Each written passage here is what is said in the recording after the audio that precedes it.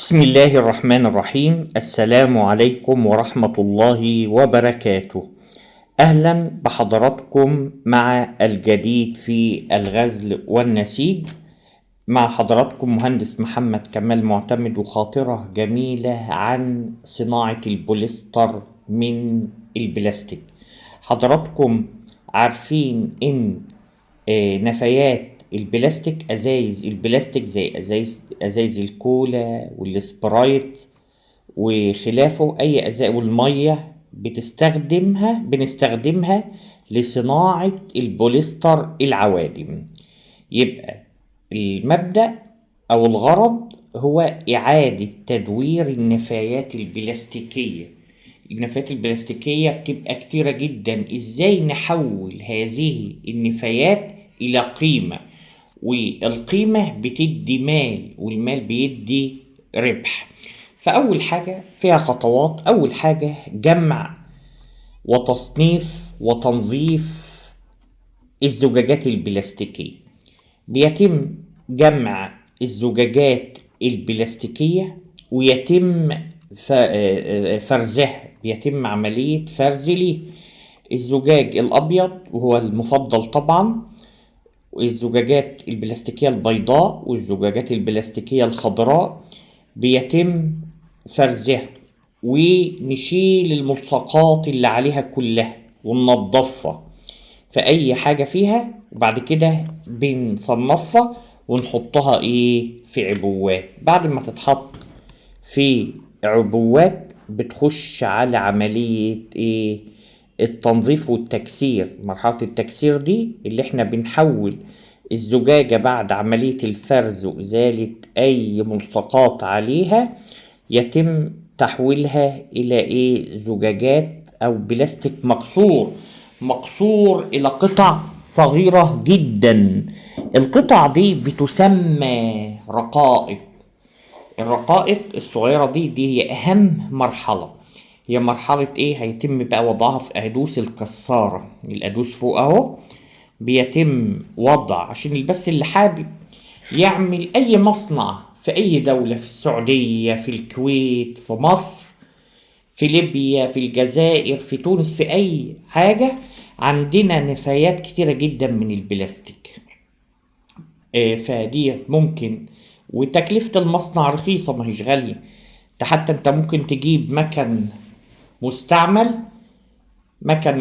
بس اهم حاجة يكون عندك الارض او عندك المكان، حتى لو هتأجره.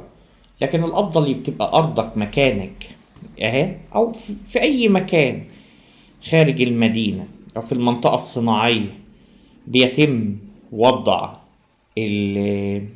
الزجاجات البلاستيكية بعد فرزها على الكسارة بيتم تكسيرها إلى رقائق، قطع صغيرة دي، أو بيسموها الفلاكس.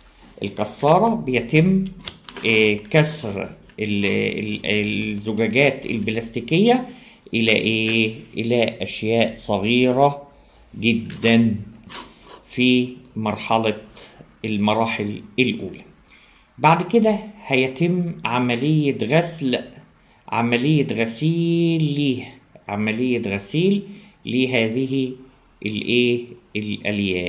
الزجاجات البلاستيكية الصغيرة. مرحلة الغسيل دي مرحلة برضو مهمة جدا قبل ما تخش على المرحلة او قلب الخطوات، اللي هي مرحلة الصهر ومرحلة البثق. لان احنا هنصهر هذه الزجاجات.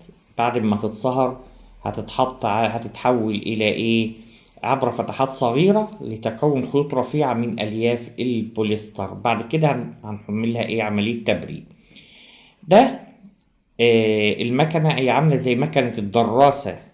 شفت دراسة كده الغلة اما هي بترمي التبن، تخيل الرقائق دي عبارة عن تبن عمالة ترمي بعد عملية التكسير والغسيل الرقائق البلاستيكية. بعد كده العمال هيبتدوا يلموا هذه الرقائق، يلموها. شوف هو ده المطلوب. شوف، مغسولة نقية مفروزة، كل حاجة لوحدها، الأخضر لوحده، الأبيض لوحده. بعد كده هتخش على عملية بقى إيه؟ عملية الصهر والبثق. تصهر رقائق البلاستيك ثم تدفع على فتحات صغيرة، وعمال يعبي نفس مرحلة الزراعة القديم. آخر حاجة في عملية التكسير اللي هي إيه؟ بيتم وضعها في شكاير من البلاستيك. بيتم وضعها بعد الغسيل في شكاير بلاستيك. تجمع بقى الشكاير البلاستيك ديت بعد ماكينات اللي هي التنظيف والتكسير. حطيناها في شكاير بكميات كبيرة. نروح بقى ايه في اهم مرحلة من مراحل صناعة البوليستر، او مرحلة اعادة تدوير النفايات البلاستيكية.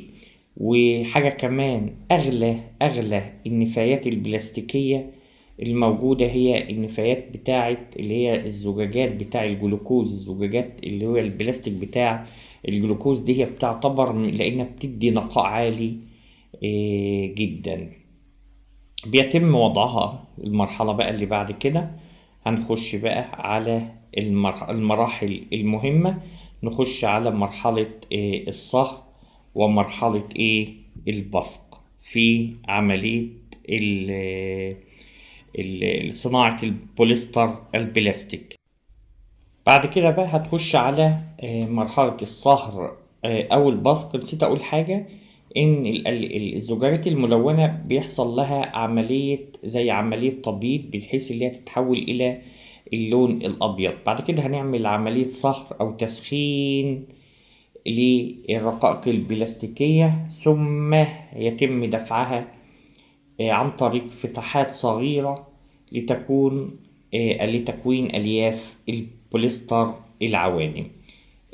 دي مرحلة مهمة. شفت انت، انا بشبهها زي الراجل اللي ماسك بتاع الكنافة اللي في رمضان، كل سنة وانتم طيبين، اليدوية اللي هي ماسك حاجة وعمال يلف بحيث البوليمر اللي هو اللي حاطه ده بيطلع ألياف. هي دي بالظبط اهي، شايف؟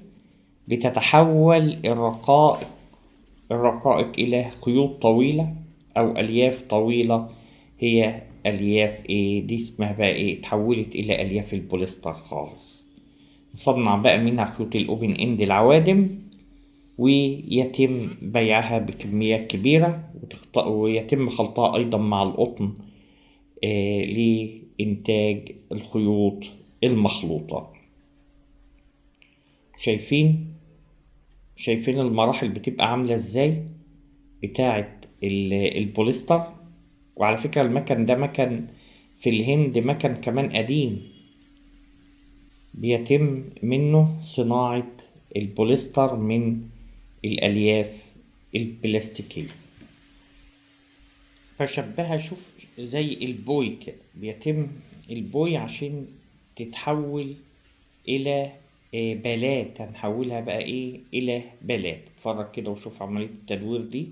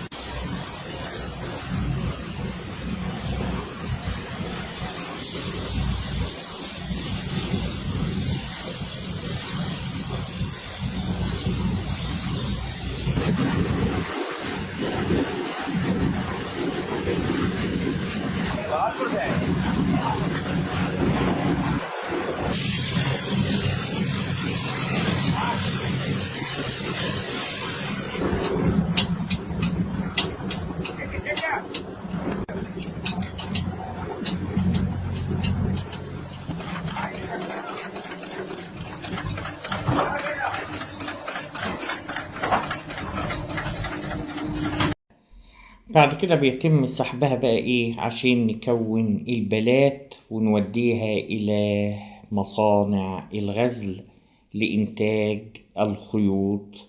كده حولنا النفايات إلى قيمة مضافة، وهو ده الغرض من مشروع صناعة البوليستر من البلاستيك المعاد تدويره. وفتح بيوت كتيرة جدا المشروع ده. مشروع حلو، ومش مشروع مش غالي يعني، مشروع المكن بتاعه رخيص جدا فيه. المهم المرحلة تنجح ويبقى موجود عمالة كويسين لإنتاج هذا المشروع، وبالتوفيق بإذن الله للجميع.